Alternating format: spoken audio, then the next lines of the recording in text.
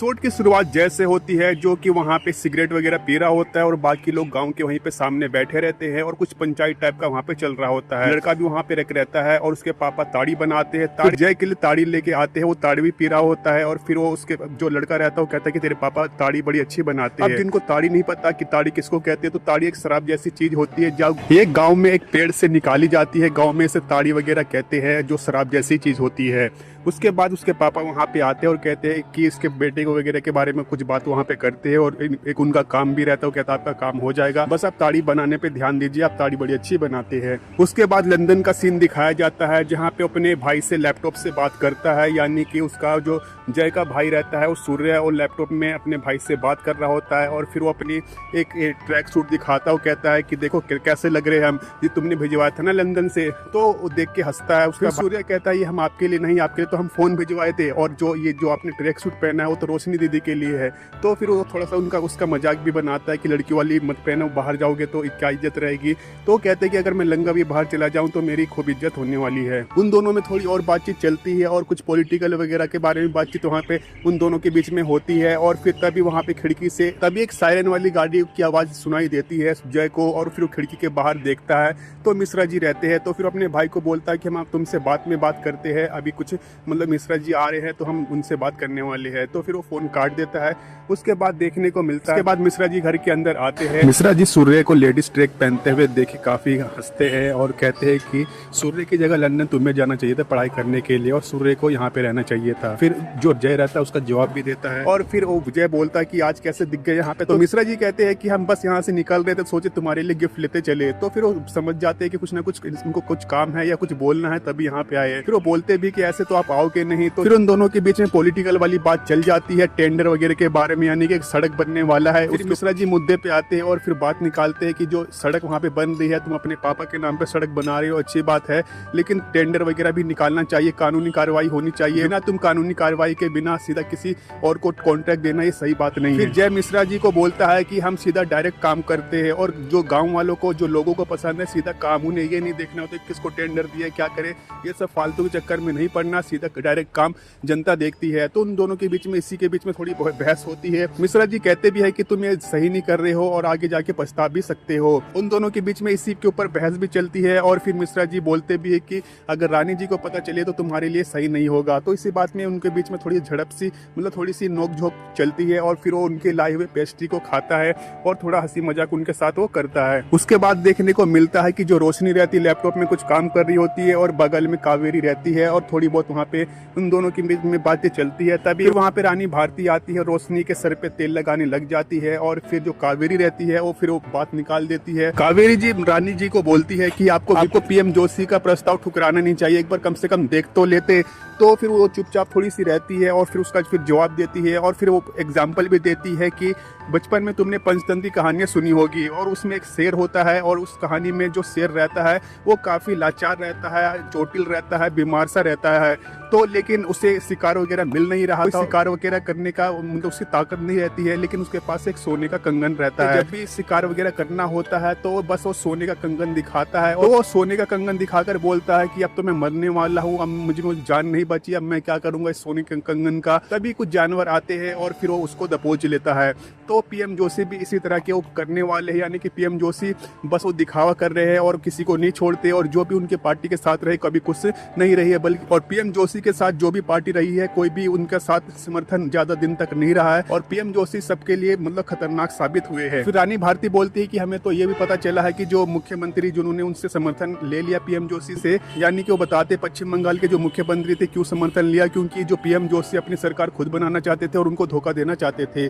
तो इसी के ऊपर में थोड़ी बहुत बातचीत वहाँ पे चलती है, थोड़ी बहस वगैरह चलती है वहाँ पे। उसके बाद जय वहाँ पे आता है और उसके बीच में भी थोड़ी बहुत वहाँ पे बातें चलती है पॉलिटिकल वगैरह के बारे में और जय बोलता भी कि जो भी माई कहेगी बिल्कुल सही करेगी, हम तो आंख बंद करके उन पे विश्वास करते हैं। उसके बाद ये सब सुन के कावेरी चुपचाप रहती है। उसके बाद देखने को मिलता है कि उसके बाद किसी दफ्तर का दिखाया जाता है, रात का अंधेरा रहता है और फिर एक आदमी अंदर घुसता है, चेहरा दिखाया नहीं जाता और वहाँ और वो कई सारे फाइल ढूंढता है। फिर आखिरकार जो फाइल उसको चाहिए वो फाइल मिल जाती है, यानी कि महेश्वरी कमीशन रिपोर्ट की। फिर जो महेश्वरी कमीशन रिपोर्ट रहती है वो सोमशेखर यानी कि जो गृह मंत्री है उनको सौंप दिया जाता है। उसके बाद देखने को मिलता है कि रानी भारती फोन पर किसी से बात कर रहे होते हैं और वहीं पे रहते हैं और वहीं पे सोफे पे बैठे बैठे रहते हैं मिश्रा जी, और फिर वो थोड़ी बहुत वहाँ पे पॉलिटिकल वगैरह बातचीत चलती है, और वो जय के बारे में बात निकाल देते हैं किस तरह से जय अपनी मनमानी कर रहा है और किस बिना टेंडर के, बिना कानूनी कार्रवाई के वो अपनी वहाँ पे चला रहा है। तो थोड़ी बहुत वहाँ पे बातें उनके बीच में चलती है, और अभी रोशनी वहाँ भागी भागी आती है, रिमोट उठाती है और टीवी ऑन करती है, और टीवी में प्रेस कॉन्फ्रेंस का दिखाया जाता है जहाँ पे गृह मंत्री सोमशेखर जी बोलते हैं। फिर सोमशेखर रानी भारती पे कई सारे इल्जाम लगाते हैं, और गृह मंत्री सोमशेखर प्रेस कॉन्फ्रेंस में बताते हैं कि महेश्वरी कमीशन रिपोर्ट के बारे में, किस तरह से गवर्नर की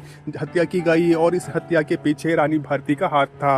तो कई सारे उनको ऊपर इल्जाम लगाए जाते हैं, और रानी भारती ये सब चुपचाप देख रही होती है, और दूसरी तरफ कावेरी वगैरह भी इस न्यूज को देख रहे होते हैं, और साथ में जय भी अपने रूम में ये सब न्यूज देख रहा होता है। और उसके बाद रानी भारती पुराने दिनों को याद करती है।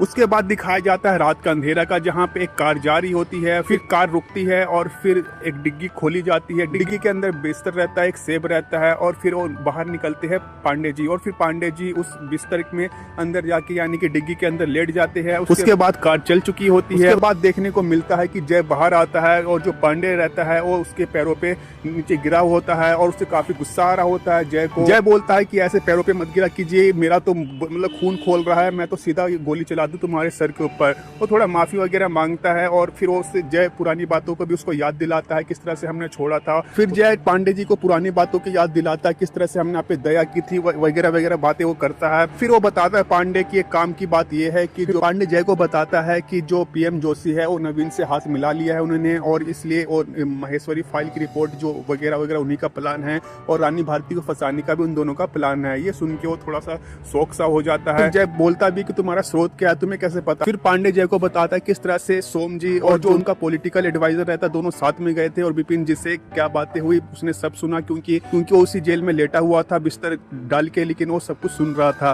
तो बताता किस तरह से उनकी डील हुई है, क्या क्या बात हुई है, ये सब वो जय को बता देता है। उसके बाद देखने को मिलता है कि जो पीएम जोशी का पॉलिटिकल एडवाइजर रहता है वो किसी के साथ मीटिंग वगैरह वहाँ पे कर रहा होता है। वहाँ पे कावेरी आती है और फिर उससे कहती है कि आप जो कर रहे हैं सही नहीं कर रहे हैं, और कावेरी उनको वार्न भी करती है, लेकिन वो हंसी मजाक में ये सब बातें वो मतलब निकाल देते हैं और कोई उनके बातों पे ध्यान नहीं देता। बहुत उनके बीच में और बातें चलती है, और फिर वही बताते हैं कि रानी भारती खुद पीएम जोशी से मिलने आ रहे हैं, लेकिन वो मानती नहीं, कहते कि नहीं आप मानो या ना मानो आ रही है मिलने। और फिर वो पूछती कि अच्छा कब आ रहे हैं, तो कहते कि बस वो आने वाली होगी। ये सुन के वो कावेरी काफी शौक हो जाती है।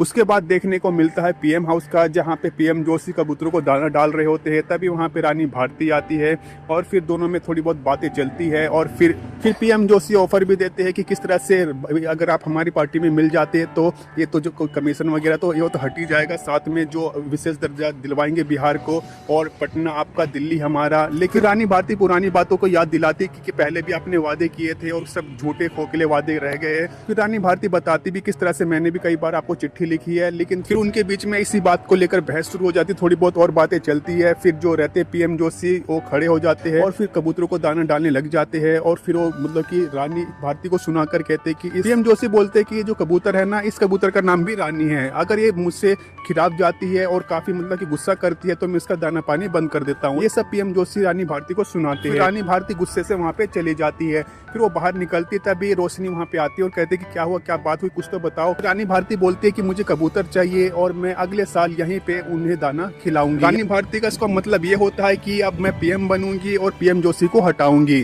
तो दोस्तों ये था महारानी सीजन 4 का एपिसोड 1 का पार्ट 2। आगे क्या क्या हुआ एपिसोड 2 में जानने के लिए ज्यादा से ज्यादा कमेंट करो। कमेंट में बताओ कि आपको ये देखना है या नहीं देखना नेक्स्ट पार्ट। आप हमें कमेंट बॉक्स में जरूर बताइएगा, यस या नो या हाँ या ना में जरूर बताइएगा। और आपको ये स्टोरी कैसी लग रही है कमेंट बॉक्स में जरूर बताइएगा। और आपको ये वीडियो पसंद है तो वीडियो को लाइक कीजिए, शेयर कीजिए, चैनल को सब्सक्राइब कीजिए ऐसी और वीडियो पाने के लिए।